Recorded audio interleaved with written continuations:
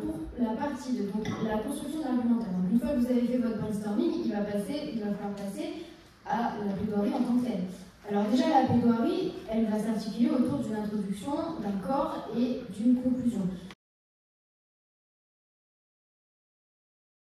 Alors l'introduction, elle commence par quoi? Elle commence par le silence. La première chose que vous allez faire quand on va vous donner la parole, c'est vous taire. Vous allez attendre, compter 2-3 secondes, et pendant ce temps, vous allez regarder votre auditoire.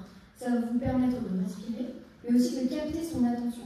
Donc ne négligez pas ce temps, et surtout, ne vous précipitez pas dès qu'on vous donne la parole. Bon. Une fois que vous êtes tu, il va quand même falloir commencer à parler. Et c'est là que vient l'accroche. L'accroche, ça va être la première phrase de votre plaidoirie, ou les premières phrases de votre plaidoirie. C'est une phase essentielle, parce qu'elle va vous permettre de capter l'attention de votre auditoire, et ça va être la première impression que vous allez laisser au public. Donc, c'est presque la phrase la plus importante de la plaidoirie, l'accroche. L'accroche, il en existe 2 types. On va parler de l'accroche courte. D'une approche longue.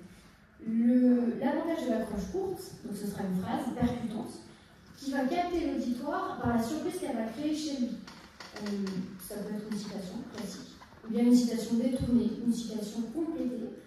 Par exemple, pour un sujet de type « Peut-on supporter le chaos ?» à la positive, j'avais commencé ma plaidoirie en chantant, donc déjà premier effet de surprise, des paroles d'une chanson de Jodassin, qui était la campagne de l'heure de pointe.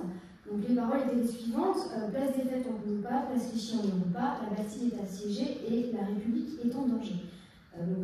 Ça parlait des embouteillages dans Paris, et après j'avais comparé au chaos. Donc là, le fait de chanter et de sortir ces phrases qui n'ont, a priori, c'est pas les phrases auxquelles on pense en premier quand on pense au sujet, ça a surpris l'auditoire, et c'est ce qui a fait que ça a plu, je pense. Ensuite, donc à côté de l'approche courte, on peut avoir une approche longue, qui sera, elle, plus risquée. L'approche longue, ça va être en fait le fait de raconter une histoire, une anecdote, qui pourra vous être personnelle, ou alors une histoire que vous avez entendue. Elle est plus risquée, pourquoi? Parce que vous risquez de tomber dans la monotonie. C'est pour ça qu'il faudra introduire des ruptures de ton, des ruptures dans la voix, dans le rythme, etc. Mais ça, on en reparlera. Pour l'approche longue, donc, qui peut marcher, mais qui est plus risquée, je vais vous donner un exemple. Pour le sujet « L'oreille était la gardienne du cœur », on peut penser à l'approche longue. Quoi de plus stressant qu'un courrier sur lequel est apposé un dessin de Marianne, accompagné de la douce et réconfortante appellation « Direction générale des finances publiques ». Mesdames et messieurs, vous pensiez peut-être que rien ne pouvait égaler la lettre du fisc en termes de mauvaise surprise, et laissez-moi vous prouver le contraire. Alors, jeune avocat au barreau de Paris, maître Félix de Bellois a reçu une enveloppe. Celle-ci ne contenait pas un dossier ou une lettre, non. Elle renfermait quelque chose de beaucoup plus corporel. Là, reposé entre les mains tremblantes de l'avocat, empaqueté sommairement dans du papier, une oreille. Ou plus précisément le bout d'une oreille, recouvert de sang coagulé. Voilà le présent qu'il venait de recevoir de la part d'un client. Vous voyez là, on est vraiment sur une approche beaucoup plus longue qui nécessitera des silences et des ruptures. Sinon, ça va être tout de suite monotone et vous allez directement perdre votre auditoire. Pour ce qui est des accroches, toujours attention au choix des citations. Évitez les citations vues et revues. Les citations du style je ne perds jamais, soit je gagne, soit j'apprends, de Martin Luther King, on les a vus, on les a entendus, c'est bon. Pareil pour Badinter, pareil pour Simone Veil, Victor Hugo aussi, évitez. Ou bien, si vraiment vous tenez à votre citation vue et revue, citez-la sans citer le nom de l'auteur. Ça aura 2 effets. Déjà, ça va flatter celui qui la connaît, parce qu'il sera heureux de savoir qu'il connaît, et pour celui qui ne connaît pas, ça donnera une bonne image de vous, parce qu'en général, la citation elle est plutôt bien formulée. Donc ce sera intéressant, mais vraiment éviter les citations vues et revues. Ensuite, pour le choix de vos citations, d'autant plus par rapport à ce que je viens de dire, le répertoire est ouvert. Évitez ces 4 auteurs dont je viens de parler et d'autres, et aller sur des situations, des textes auxquels on ne pense pas. Vous avez des films, vous avez des chansons, des romans, de la poésie. Puisez dans votre culture, vous avez une grande liberté en termes d'accroche. Donc servez-vous-en. Et surtout, rappelez-vous que ce qui accroche le plus, c'est ce sur quoi on ne s'attend pas. Par exemple, sur l'accroche que je vous ai dite vis-à-vis de Jodassin, personne ne s'attendait à ce que je chante pour mon accroche. Donc forcément, l'accroche a eu l'effet escompté. Ensuite, donc, une fois qu'on a fait l'accroche. Ah oui, j'avais oublié Sacha, qui n'a pas parlé depuis un moment, donc ça lui manque. Je te laisse nous donner d'autres exemples d'accroche. Parce que le plus dur, c'est l'accroche. Et donc, du coup, c'est pour ça qu'on se permet ici d'avoir un peu plus d'exemples. Pour l'accroche courte, moi, je me suis fait défoncer. L'année dernière, sur la présentation, j'étais contre Denis Bibolet, le lauréat en titre, le champion à abattre. Et, parce qu'il faut le qualifier, ce bâtard commence. Donc, le sujet, c'était l'éloquence est-il l'art des beaux parleurs? Je vous ai dit au départ que c'était de l'artisanal. Donc, non, sa position, l'éloquence n'est pas l'art des beaux parleurs. Il commence comme ça. Mais, monsieur, qui êtes-vous pour défendre que l'éloquence est l'art des beaux parleurs? Vous qui êtes si laid. Déjà, voilà, le ton était donné. Si vous voulez, c'est une phrase. Alors, bien sûr, il a plus d'éloquence que moi, il a donné plus. Et voilà. Puis, en me regardant droit dans les yeux, moi, le laideron, ça avait un peu plus de corps, si vous voulez. Et voilà un exemple d'accroche courte. Pour une accroche mi-longue, eh bien, on a eu l'exemple de Marie-Lou qui nous a dit qu'il l'a faite avec beaucoup de silence et ça repartait avec un ton, etc. Je vous donne un autre style qui est, si vous voulez, une accroche mi-longue, mais dites un peu avec dynamisme, si vous voulez. D'accord? Je me lève, je me permets. Les discours sont l'occasion de rappeler. Rappeler pour que l'histoire ne bégaye pas. Car le sang sèche vite en entrant dans l'histoire.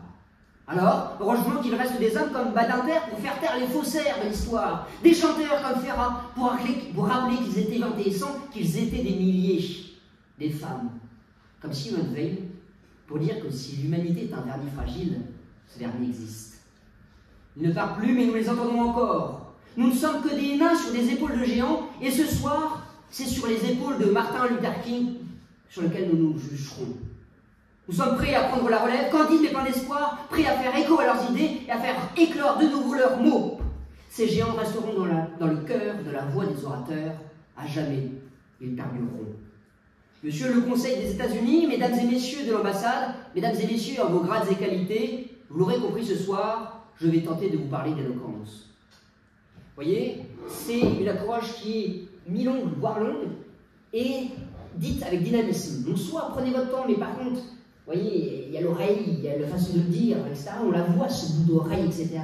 Soit, eh bien, ayez un ton qui pète, qui fait que finalement, l'accroche qui est longue sur le papier est courte à la fois.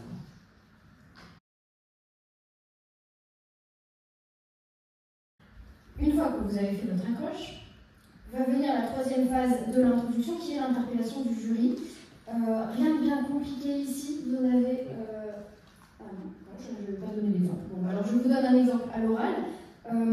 Madame, Monsieur le Président, chers membres du jury, chers auditoires, chers contradicteurs, chers rivales ou chers antagonistes, peu importe, l'important est que vous regardiez la personne à qui vous adressez.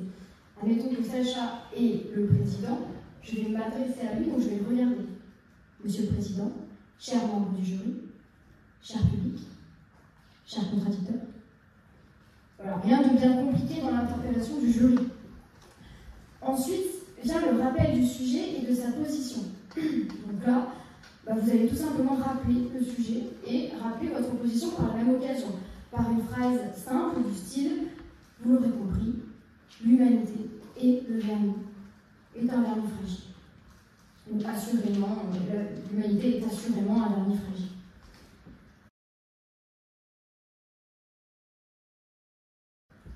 Donc, une fois qu'on a interpellé le sujet, une fois qu'on a rappelé le jury, une fois qu'on a rappelé le sujet et sa position, on va venir définir les termes du sujet. Donc là, on a deux conceptions, soit une conception d'une définition plutôt large, soit une définition plutôt restreinte. Pour une définition plutôt large, comme son nom l'indique, donc on va venir définir les termes du sujet, mais assez largement pour nous offrir la liberté ensuite de pouvoir jouer sur les mots dans nos arguments après. Par exemple, le sujet jeu de main, jeu de vilain, une définition large pourrait être vilain, entendu ici dans tous ses sens, du paysan de basse condition au Moyen-Âge, au personnage laid, vicieux et acariâtre que l'on imagine aujourd'hui. Donc là, on a plusieurs définitions, plusieurs micro-définitions dans cette définition, ce qui fait qu'on pourra ensuite jouer sur ces différents sens du mot vilain. Je laisse la parole à Sacha pour développer la définition plus restreinte du sujet. Super, j'ai cru qu'elle me regardait parce qu'il n'y a pas de vilain. Non, non, bien sûr, c'était pour que je définisse la constitution restreinte. Bah, si vous voulez, en fait, est-ce que vous avez cette honnêteté intellectuelle ou pas? Cette honnêteté intellectuelle ou non? Eh bien, si vous voulez, lorsque vous définissez les termes du sujet, au moins, bah, vous êtes clair sur les assises. Et donc moi, j'étais tombé sur l'humanité telle un armée fragile il y a 2 ans, j'étais contre la présidente, je ne suis pas encore président, hein, c'est peut-être pour ça d'ailleurs que je suis maintenant, et plus elle, c'est parce que j'ai bien défini les termes du sujet de façon restreinte. Parce qu'elle, si vous voulez, elle a écrit l'humanité bah, comme les 7 milliards d'humains. Elle commence sa plaidoirie avec Lucie, qui est la première, etc. et tout. Et hors sujet, j'ai envie de dire hors sujet, ma vieille. Et si vous voulez, donc moi je passe en face et je dis, mais non, l'humanité, il y a un H minuscule, madame, vous mettrez des lunettes et vous direz un peu mieux le sujet la prochaine fois. L'humanité, c'est 2 choses finalement. C'est la bonté, c'est la bienveillance, au final, ce sont des qualités humaines. D'accord? Ce n'est surtout pas les 7 milliards d'humains. Et si vous voulez, bah, la plaidoirie devient à peine que de commencer, vous avez déjà gagné. D'où le fait qu'il faille prendre le temps de définir les termes du sujet, et mesdames et messieurs des parlementaires, de définir les termes du débat. Hein, l'année dernière, faut-il supprimer la loi de séparation entre l'Église et l'État? Il fallait un peu définir ce que l'on entend par l'Église et par l'État. Parce que les gens qui parlaient d'Église, eh bien, autre chose que la chrétienté. Bon, voilà, bref.